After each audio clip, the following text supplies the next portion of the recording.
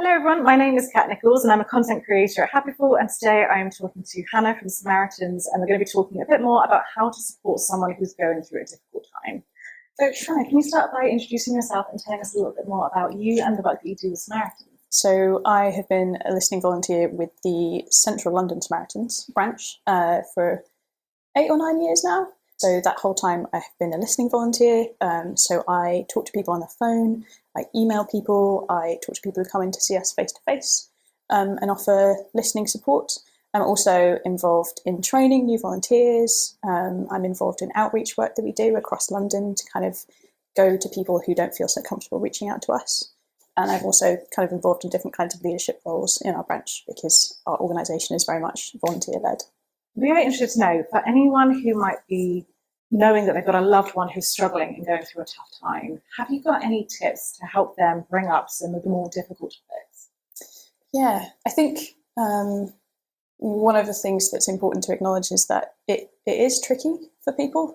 It is a difficult thing to talk about, and particularly if it's your loved one, if it's your friend or your family member, obviously you care about them and you might be a little bit scared about what they might say and the depth of what's going on for them. So it's okay to feel a bit nervous and a bit underprepared and not entirely sure, how to handle the situation. I think often when we train our volunteers to do outreach work, we often say it can be a bit easier if you have a chat with somebody, not like face on, but kind of side by side. So things like going for a walk or going for a drive or kind of doing an easy task together can make it a little bit easier to have those difficult chats because you're not staring at each other.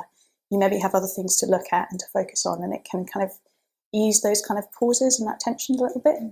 And also kind of making sure that you're in the right frame of mind to be able to absorb what's going on for somebody else and take on that emotion, and you're not feeling time pressured or you're not worried about something yourself that is going to distract you. Absolutely. So giving the conversation the space and the attention it deserves, I guess. Yeah. Also, whoever you're talking to, because they know that you care about them, hopefully they're going to pick up on the good intention that you have behind that conversation. So if what you say is a bit clunky or if you misstep a couple of times, hopefully that won't really matter because they're picking up on the fact that you care enough to try and talk to them and try to ask. So that's so much more important, taking that step, than doing it perfectly. Such a good point, because I think what holds a lot of people back is potentially being worried that they're not going to do it right. Or I know there's a bit of a misconception about talking about topics like suicide and put it into someone's head, but that's not right, is it? Absolutely, yeah. We know from really good research that actually it's really helpful for people to be able to talk openly and honestly about their suicidal feelings because it's helping them unpack all that stuff that's going on in their head. If you ask somebody if they're feeling suicidal, it's very unlikely that you're actually putting that idea in their head. It's not something that people think about just on a whim. It just doesn't pop into people's heads. It's often accumulation of lots of really tricky, complicated, different things going on in their lives that's kind of built up to lead them to feeling this way. And as long as you're kind of honest with them and you say, I'm not entirely sure how to approach this, so I hope I'm doing it right, and let me know if I'm asking something you don't want to talk about or saying something that's upsetting you, then it's okay if you're both kind of prepared to be honest with each other and support each other with the conversation. That's really helpful, thank you. So you've obviously been a professional volunteer. You've been a professional listener for quite a long time now. Do you have any tips on how we can all, as a society, be better listeners? I think one of the things that became really apparent to me once I went through the Samaritans training and learned about active listening, which is kind of using techniques and tools to really focus on what people are saying and what people are meaning, is that often in conversations, and I do this all the time, is you're sitting there waiting for your turn to speak. Something someone says will trigger you to think about your own experience or want to tell your own story, and it's really easy to kind of interrupt people with something that you think is really interesting. And that's really natural because we are people who want to communicate and connect with other people. But with tricky conversations, it's so important to really focus on the other person and kind of forget about yourself, forget about what's going on for you, and really pay attention to that person and what they're saying, and kind of try to make sure that you're getting any underlying meanings or things that they're kind of avoiding or talking around. Yeah, that's a great point, because people can say a lot without necessarily saying a lot. So it's about recognizing that tone and kind of digging a little bit deeper, would you say? I think so, yeah. And we often in Samaritans talk about how when you call us or when you chat to us, we actually don't say an awful lot. We actually use silence a lot, because every time we ask a question or we say something, we're taking charge of that conversation and we're directing it. Some of that's really helpful to help people kind of unpack what's going on. But if you do that too much, you're not giving somebody a chance to really freely express themselves and talk about what's important to them. And I think also when people are going through a really tough time and there's a lot going on in their head, they need lots of space and lots of time to unpack that and think about it. So we talk about having really slow conversations as Samaritans and giving lots of space between conversational turns to give people a chance to really reflect on what they're thinking and what they're feeling and what they want to express. It's really helpful, thank you. If someone tells you that they're thinking about suicide, which is quite a big topic to be faced with, what can people do to support them? Because I can imagine it's quite daunting to hear that from someone. Yeah, definitely. As Samaritans, I think we're quite used to having conversations about suicide and suicidal feelings, but obviously not everyone is.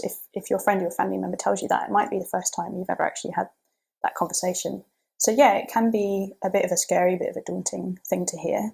I think it's so important to reassure that person that it's okay for them to be feeling that way and that you're not going to judge them, or it's not going to kind of change the way you act or the way you see them, for being honest with you about that.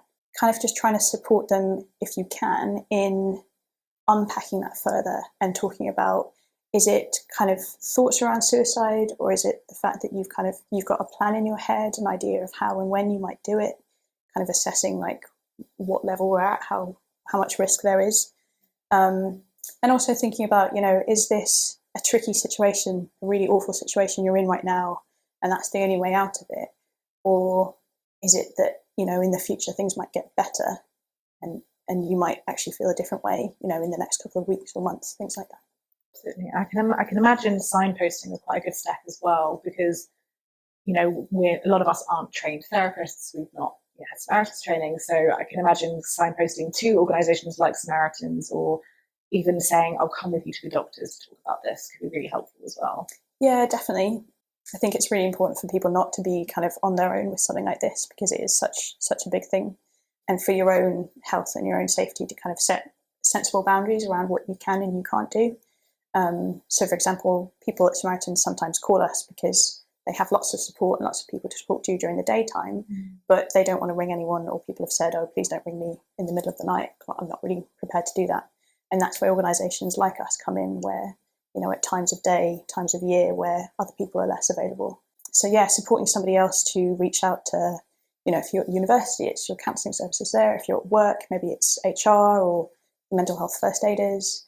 Maybe it is going to your GP or going to A&E with somebody, supporting them to kind of reach out to those professionals.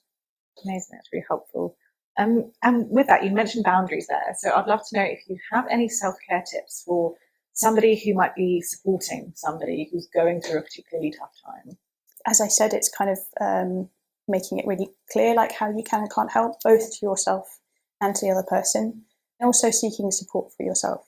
Maybe it's not appropriate to go around telling all of your friends kind of this deep personal stuff about one of your other friends. We often, as Samaritans, talk to people who are finding it difficult, or just, there's a lot going on with them supporting a loved one. And there are, again, other charities out there who can help people support other people with their mental health issues or with suicidal feelings. That's a really great point, actually. I hadn't thought of Samaritans being there for not only the people going through the tough times, but people who are also trying to support and care for somebody. Okay, thank you so much.